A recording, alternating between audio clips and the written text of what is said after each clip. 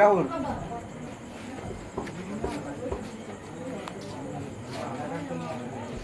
বন্ধুরা আজ আশিক সাউন্ডের মাল ভাড়া যাচ্ছে বেত্তপাড়া।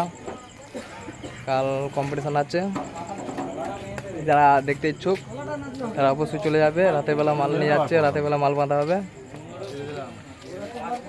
পার্টির দাদা সব নিতে আসছে একদম।